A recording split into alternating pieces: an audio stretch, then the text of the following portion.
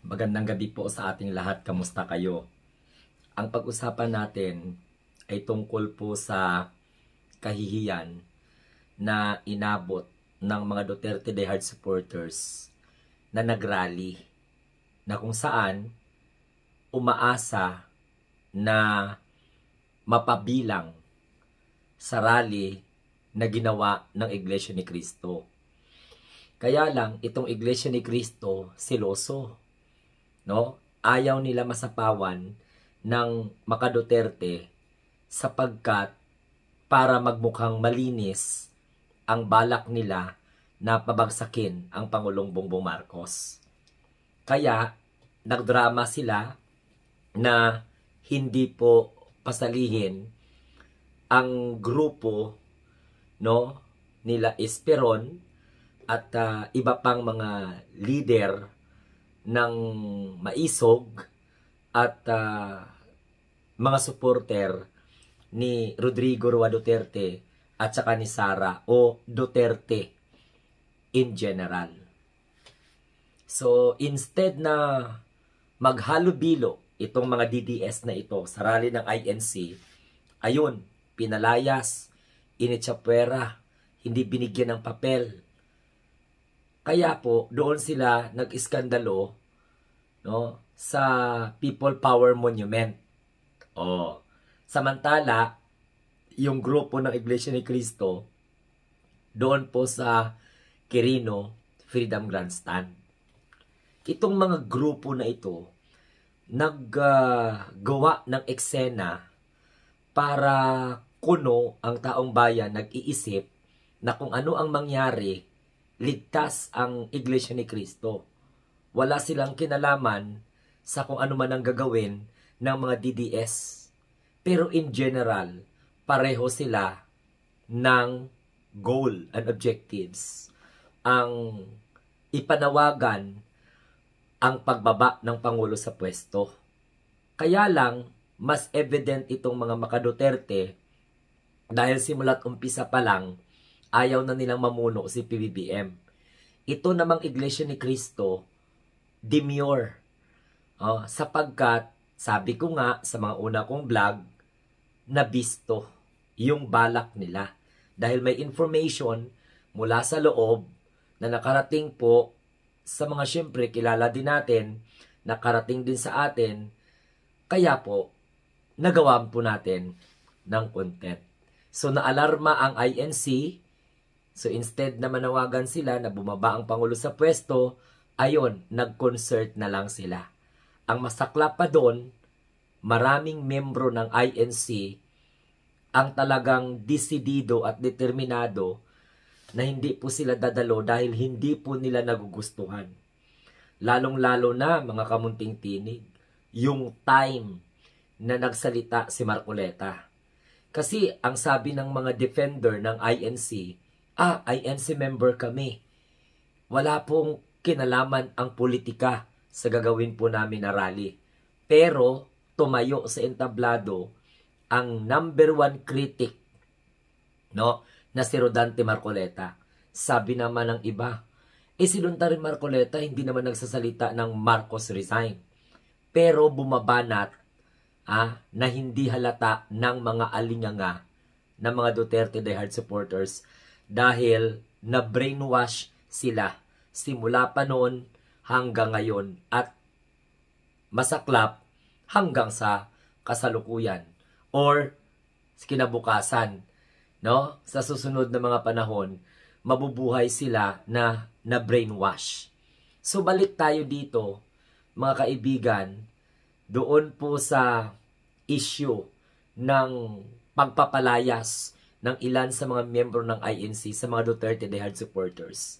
Kailangan pang ipahiya ng DDS ang kanilang mga sarili para nang sa ganon ay makakuha ng simpatya sa mga Pilipino. So yung kanilang rally, Marcos resign. Samantala sa INC, hindi natuloy yung Marcos resign, nag-concert na lang sila matapos ang pagsalita ng ilan sa mga opisyal ng Iglesia ni Cristo na ang panawagan daw nila ay peaceful rally for transparency and accountability. Pero hindi lang man nila ma-call out ang pagnanakaw, okay, sa kabanang bayan ng Vice Presidente na walang ibang ginawa kundi ang magtantrum, isnabin ang Kongreso, hindi sagutin ang mga katanungan, magalit-galitan, papatay ang Pangulo, ang Speaker, ang First Lady, kung ano daw mangyari sa kanya. Hanggang ngayon, buhay pa rin siya.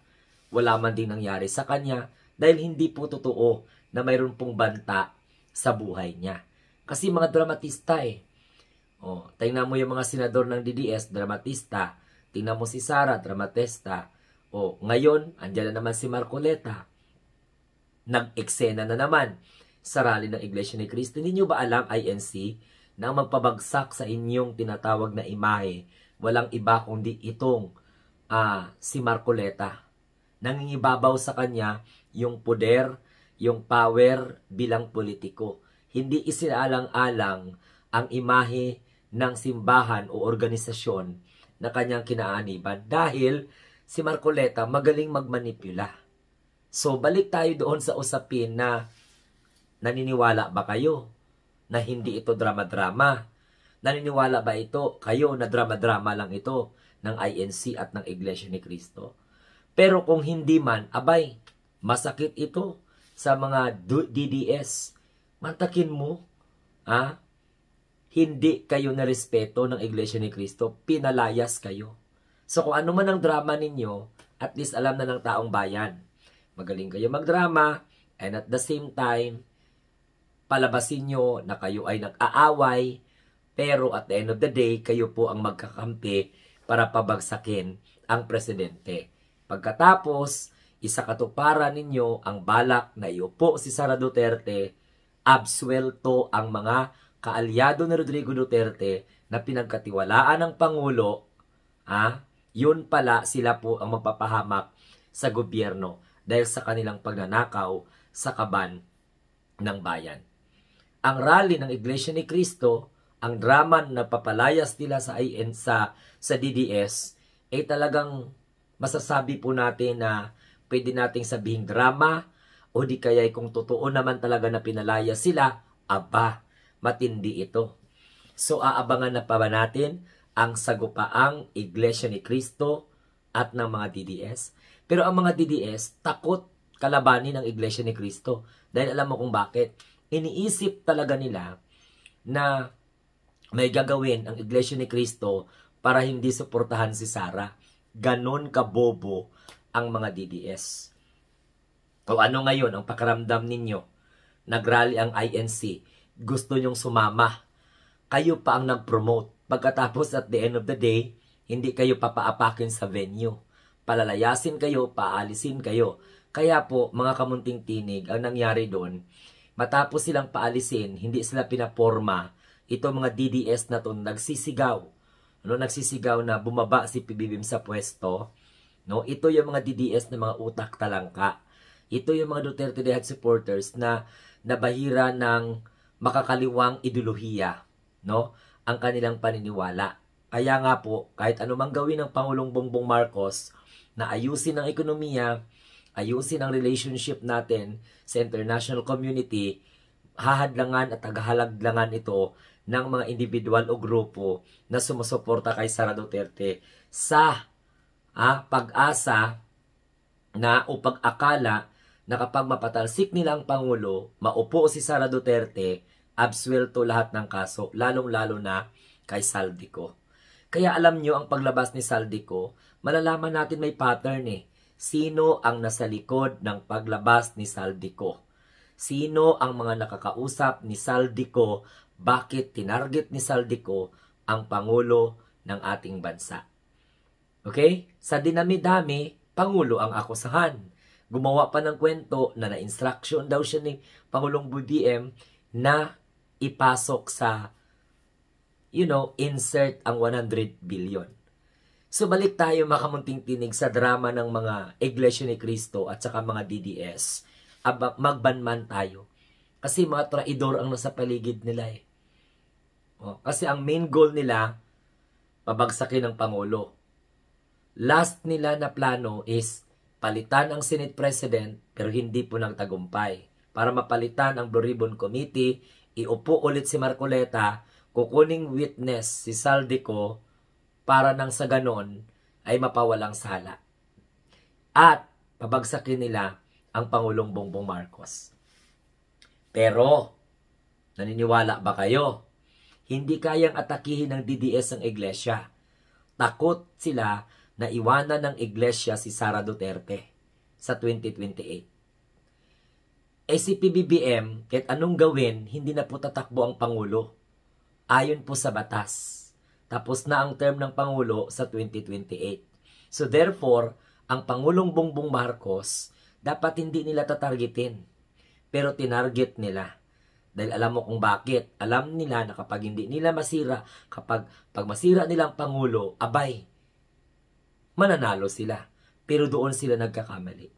Habang tinatarget nilang presidente, sinisira nila si PBBM, lalo po silang nababagsak. Lalong-lalo na ang kanilang political partisan.